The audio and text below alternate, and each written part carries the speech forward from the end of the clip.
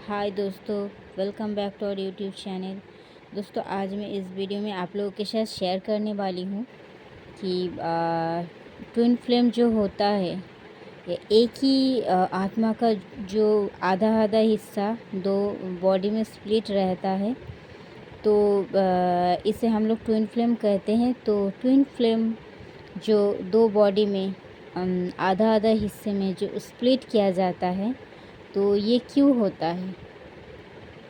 जैसे normal journey में normal जो सोल होता है, वो एक ही बॉडी में एक ही सोल रहता है। And every soul is different from other. But twin flame journey में ऐसा क्यों होता है? दो अलग अलग बॉडी में एक ही सोल को बांटा जाता है। एक बॉडी में डिवाइन मैस्कुलाइन रहता है और एक बॉडी में डिवाइन फेमिनाइन रहता है। ऐसा क्यों होता है? ताकि दोस्तों, हम जब अर्थ प्लैनेट पर आते हैं, हम गॉड से सोल कॉन्ट्रैक्ट करके आते हैं कि हमारा जो कर्म है, वो हम जल्दी से जल्दी पूरा कर सकें। हमारा जो कर्मा बैगेजेस रहता है, वो हम जल्द से जल्द पूरा कर सकें। इसलिए दो बॉडी में अलग अलग स्प्लिट किया जाता है एक ही सोल को।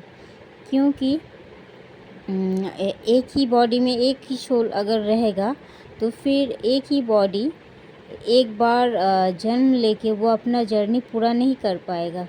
क्योंकि ट्विन फ्लेम आते हैं इस अर्थ प्लैनेट पर बहुत सारा कर्मा बैगेजेस लेके। वो उसका खुद का कर्मा ही नहीं होता है, सिर्फ वो पास्ट लाइफ का वो पुण्य आत्मा भी हो सकते हैं। बहुत ज़्यादा ईश्वर के भक्त, ईश्वर के प्रिय हो सकते हैं, फिर भी उनके ऊपर कर्मा का बोझ रहता है। क्योंकि पूरा के पूरा कर्मा उनका नहीं होता है, कुछ उनका एंसेस्टर्स का रहता है। कुछ ना कुछ मतलब अगर आप इस फैमिली में, इस प्लैनेट पे, इस बर्थ में अगर आपका जन्म हुआ है कोई भी फैमिली में समझो, तो फिर उस फैमिली का बहुत दूर दूर के एंसेस्टर्स, कोई ना कोई एंसेस्टर्स ऐसा हुआ होगा जो भटका हुआ है, जिनका कर्मा बैगेजेस बहुत ज़्यादा है। वो इसलिए भटका हुआ है। वो ईश्वर से प्रार्थना करते हैं कि ऐसा कोई पुण्य आत्मा लाओ हमारे इस फैमिली में, ताकि हमको उद्धार कर सके, वो हमें नया दिशा दे सके, हमको मुक्त करवा सके। इसीलिए वो बहुत सारा एंसेस्टर्स बहुत दिन से प्रार्थना करते हैं।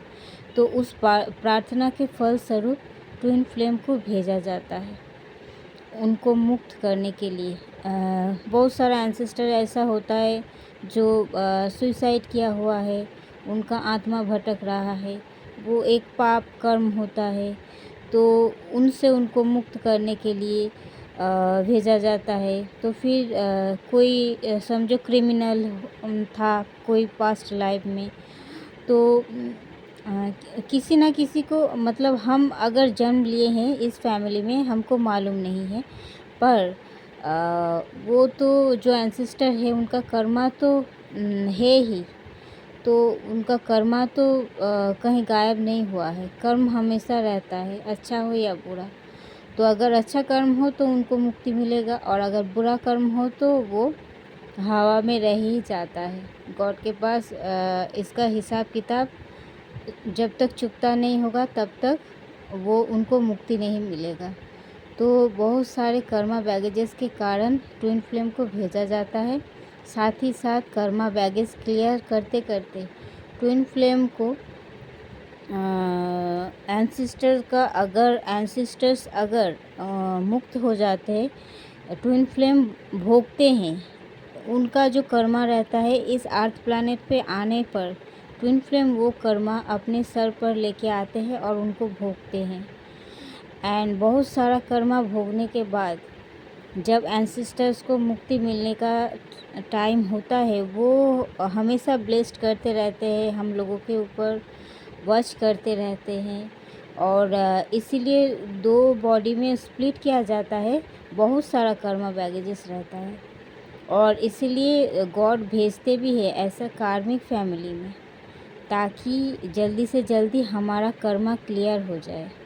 वो जो कर्म किए थे हम यहाँ जल्दी से जल्दी भोग ले अपना कर्मा, और हम भी मुक्त हो जाए और उनको भी आज़ाद कर दे। इसके साथ साथ गॉड एंसेस्टर्स के आशीर्वाद रहता है, हमारे एंजल्स हमको सपोर्ट करता है, और गॉड भी अपना मिशन हम लोगों को दे के भेजता है, क्योंकि हम लोग बहुत ही ज़्यादा पावरफुल आत्मा हैं और हम लोग में वो ताकत है कि हम दुनिया में आके अपना झंडा गाड़ सकें, हम नया कुछ कर सकें, इस दुनिया को नया दिशा दे सकें।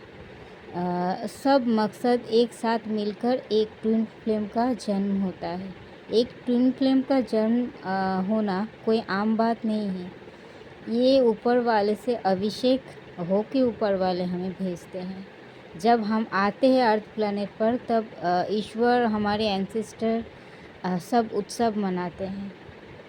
वो लोग बहुत ही खुश होते हैं और वो चाहते हैं कि हम अपना जर्नी पूरा करें, इसीलिए भेजा जाता है। और टू बॉडी में स्प्लिट होके, अगर मानो कोई आत्मा एक जन्म कोई नॉर्मल सोल अगर होता है, हाँ, अगर वो इस अर्थ प्लैनेट पे आते हैं एक ही बॉडी में एक ही सोल को लेके, तो फिर उनका मानो 20 साल का कर्मा था, तो वो 20 साल के कर्मा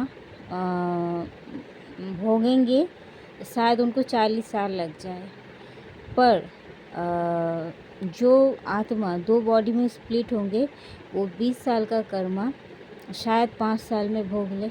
इतना ज़्यादा इसीलिए उनको कर्मा मिलता है, इतना टॉर्चर किया जाता है, इतना वो परेशान होते, इतना रोते हैं, और साथ ही साथ इतना पावरफुल गॉड उनको पावर भी देते हैं, ताकि वो तोड़ के बिखर ना जाए। वो उसके बाद भी खड़ा रहते हैं और गॉड उनको बहुत ही ज़्यादा पावरफुल बनाते हैं, साथ ही साथ उनको बहुत सारा अपॉर्चुनिटी देते हैं और नेगेटिविटी से लड़ाई करने की ताकत भी देते हैं।